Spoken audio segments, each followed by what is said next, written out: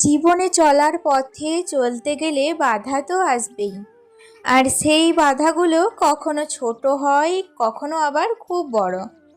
আমরা অনেক সময় একটার পর একটা সমস্যা সামলাতে সামলাতে এতটাই ক্লান্ত হয়ে যাই যে নিজের ধৈর্যটাই হারিয়ে ফেলি। কখন সেই ধৈর্যের বাঁধ ভেঙে যায় আমরা নিজেরাই বুঝতে পারি না। আর সত্যি কথা বলতে কি, এই ধৈর্য হারিয়ে ফেলা আর ক্লান্ত হয়ে পড়াটাই কিন্তু আমাদের সামনে এগিয়ে যাওয়ার সবচেয়ে বড় বাধা। কারণ যদি আমরা এই সময়টায় নিজেকে সামলাতে না পারি, তাহলে সফলতার কাছাকাছি গিয়েও আমরা থেমে যাব। আমি নিজের জীবনে অনেকবার এমন পরিস্থিতির মুখোমুখি হয়েছি, অনেকবার ভেঙে পড়েছি, মনে হয়েছে আমি আর পারবো না। কিন্তু জানো তো, ঠিক সেই সময়ই আবার নিজেকে শক্ত করে দাঁড় করিয়েছি। একটা কথা আমি বিশ্বাস করি, যখন দেখবে সামনে খুব ঘন অন্ধকার, তখন বুঝবে আলোর পথটা খুব কাছেই আছে। তাই আমি বলবো, ধৈর্য ধরো, অপেক্ষা করো, একদিন না একদিন তোমার পরিশ্রমের ফল তুমি ঠিকই পাবে। চেষ্টা চালিয়ে যাও, হাল ছেড়ো না। চলো বন্ধুরা, অনেক কথা অনেক গল্প হবে, তার আগে নিজের পরিচয়টা দিয়ে দিই। নমস্কার, কেমন আছো সবাই? আশা করি সবাই খুব ভালো আছো, আর আমরাও বেশ ভালো আছি। আমি সুমি। আজকে আমার আরও একটি নতুন ব্লগে তোমাদের অনেক অনেক স্বাগত জানাই। সংসারের প্রত্যেকটা কাজ আমরা যখন নিজের সময় মতো করার চেষ্টা করি, তখন দেখবে কেউ যদি এসে বলে যে এই কাজটা আগে করো, এক্ষুনি করো, আমরা কিন্তু সেই কাজটা তখনই করতে একদমই মন চাই না, তাই না বন্ধুরা? তখন দেখবে যে নিজের প্ল্যান মাফিক কাজ করতে আমরা বেশি পছন্দ করি, যে কোন কাজটা আগে করব আর কোন কাজটা পরে করব। ঠিক নিজেদের সুবিধা মতো যদি প্রত্যেকটা কাজ আমরা স্টেপ বাই স্টেপ কমপ্লিট করতে পারি, তাহলে আমাদের খুব স্মুথভাবে দিনটা কাটে। যখন আমরা সেটা পাই না, তখনই কিন্তু আমাদের আর কাজ করতে এনার্জিটা পায় না। আর আমার মতো তোমরা যারা দেখবে প্রত্যেক দিন পরিশ্রম করো, হঠাৎ করেই মাঝখানে কিন্তু তাদের একদিন না একদিন কিন্তু এনার্জি প্রত্যেক দিন সমান থাকে না, তো হঠাৎ একদিন কিন্তু এনার্জি কম থাকবেই। আর সেদিন তোমরা কি করবে? মন যেটা চায় সেটাই কিন্তু তোমরা করবে। আমি যেমন দেখো, আজকে কিন্তু আমার একদমই এনার্জি পাচ্ছিলাম না। সকাল থেকে উঠে, ঘুম থেকে উঠেই না কেমন শরীরটা অলসতায় ভরা ছিল, কিন্তু অলসতাকে দূরে ঠেলে দিয়ে আমি কিন্তু সংসারের কাজে নিজেকে ঠিক মাতিয়ে রেখেছি। প্রত্যেকটা কাজ স্টেপ বাই স্টেপ কমপ্লিট করছি।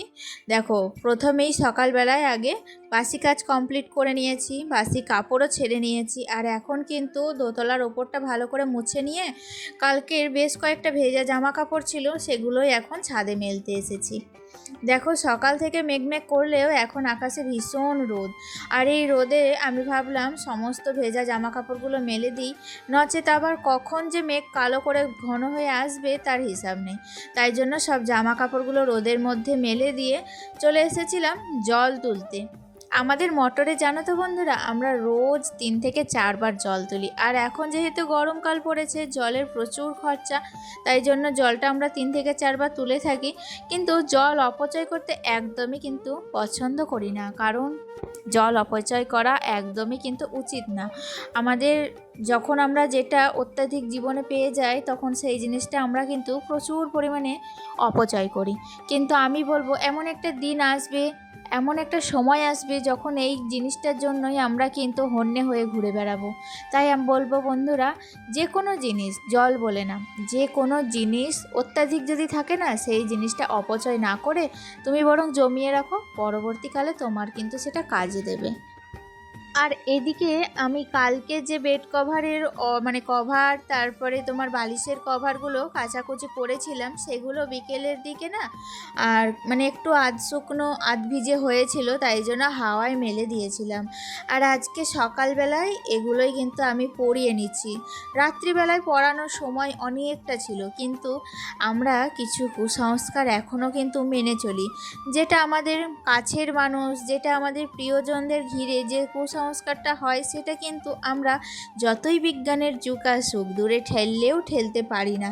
রাত্রিবেলায় নাকি ওয়ার বালিশের কভার এগুলো কিছুই পরাতে হয় না, এটা আমি আমার মা ঠাকুমাদের কাছ থেকে শিখে এসেছি, জেনে এসেছি। তাই জন্য আমি কিন্তু রাত্রি হয়ে গেলে, সন্ধ্যা নেমে গেলে আর কিন্তু আমি কোনো বালিশে কভার পরাই না, কারণ এতে সন্তানের অমঙ্গল হয়, এটা আমি জানি। আর আমি জেনে শুনে আমার সন্তানের অমঙ্গল কখনোই চাইতে পারি না।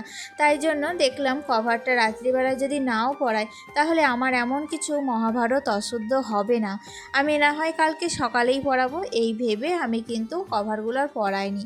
যাই হোক, এখন কিন্তু দেখো রুমটা বেশ পরিষ্কার হয়ে গেছে।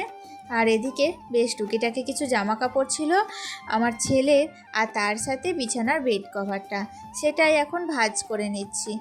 আর এই যে কটনের চাদরটা পেতেছি না, দেখতে ভীষণ ভালো লাগে জানো তো, গোটা ঘরের লুকটাই কিন্তু চেঞ্জ করে দেয়। তোমরাও যদি মনে করো অনলাইন থেকে এরকম চাদর কিন্তু কিনতেই পারো। যাই হোক, ছেলের ছোট ছোট জামা কাপড়গুলো ভাঁজ করে নিয়েছি, এখন এগুলো গুছিয়ে রেখে দেব। আর তারপরেই চলে এসেছিলাম বাজার নিয়ে। আমার আজকে হাজবেন্ড কত বাজার করে এনেছে দেখো।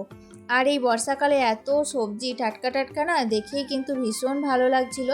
তো আজকে আমাদের সবজি মানে বাইরেই আসে বেচতে, সেখানে আজকে আর উনি আসেননি কাকু, তাই জন্য আমার হাজব্যান্ড গিয়েছিল বাজার আর সকাল সকাল মেলা কিছু সবজি নিয়ে এসছে।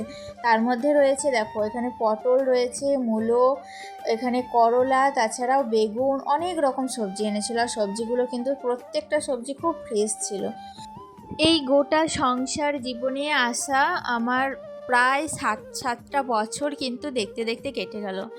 আর এই 7 বছরে আমি সংসার জীবনে একটা জিনিস ভালোই শিখেছি জানো তো, ধৈর্য ধরে সংসারের কাজ সকাল থেকে রাত অবধি। আমরা সকাল থেকে ঘুম থেকে যখন উঠি প্রত্যেকটা গৃহবধূ ভাবি যে আজকের দিনটা আমরা কিভাবে কাটাবো, আর এই এতগুলো কাজ সংসারে সকাল থেকে রাত অবধি আমরা কিভাবে কমপ্লিট করব। আর যখন রাতের শেষে সমস্ত কাজ কমপ্লিট করার পর দেখি যে ঠিক জায়গায় ঠিক জিনিসটা আছে, আমার রুমটা এত সুন্দর করে গোছানো পরিষ্কার পরিচ্ছন্ন হয়ে আছে, তখন কিন্তু মনে হয় এই যে ভোরবেলায় উঠে আমরা কাজগুলো করছি না, আমার ভোরবেলায় উঠে রাত অবধি এত পরিশ্রম করা আমার কিন্তু সার্থক হয়েছে। আর সংসার জীবনে কাজের কোনো শেষ নাই, একটার পর একটা কাজ কিন্তু লেগেই আছে। সংসারে কখন যে কাজের শেষ হয় আমরা নিজেরাও জানি না। আমরা প্রত্যেকটা গৃহবধূই আশা করি এমনটাই ভাবি, কিন্তু ওই যে বললাম দিনের শেষে সবটা দেখে মনটাই অনেকটা তৃপ্তি আসে। আর তখনই কিন্তু আমরা আবার আমাদের মনটাকে বোঝাই যে না, আজকে রাতের মতো তো হলো, কালকে সকাল থেকে আবার নতুনভাবে আমি আমার দিনটাকে শুরু করব। এইভাবেই একটার পর একটা দিন আমরা কিন্তু সংসার জীবনে কাটিয়ে দিই। আর দেখতে দেখতে কখন যে সময় পেরিয়ে যায় আমরা নিজেরাও বুঝতেই পারি না। আর এইভাবেই আমাদের কিন্তু সংসার জীবনে পথ চলা শুরু আর কি।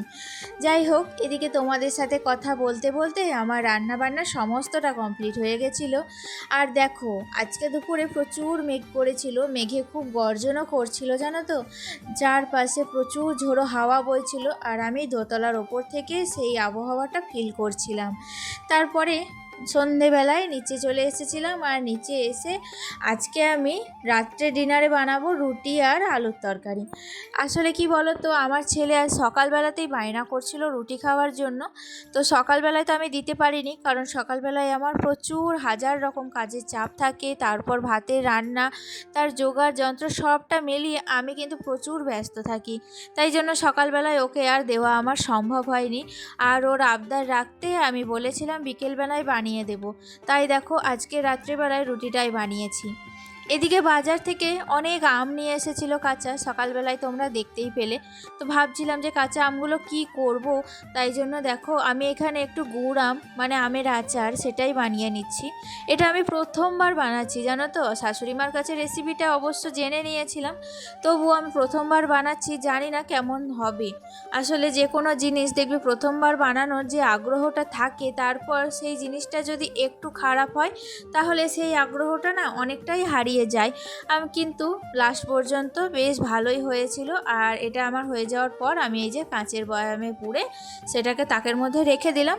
কালকে এটাকে ফ্রিজে ভরে রেখে দেবো, তাহলে অনেক দিন যাবে। আর এই যে এখন চলো বাবুকে খাওয়াবো। চলো তাহলে বন্ধুরা, ভিডিওর এই পর্যায়ে এসে আজকের ভিডিওটি কেমন লাগলো তোমাদের অবশ্যই আমাকে কমেন্টে জানাতে ভুলবে না। পারলে একটা লাইক করে যেও। আজকে আসি, টাটা।